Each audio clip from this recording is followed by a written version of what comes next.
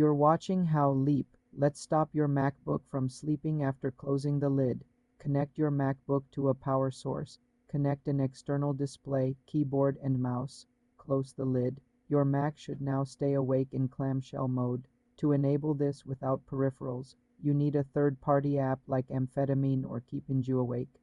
Download and install the app from the Mac App Store. Open it and set it to prevent sleep. You're watching how Leap.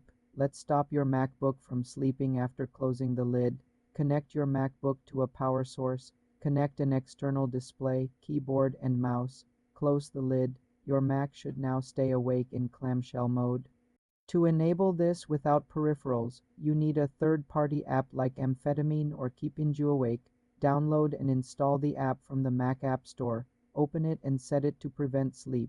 Note that closing the lid for extended periods without proper cooling can cause overheating.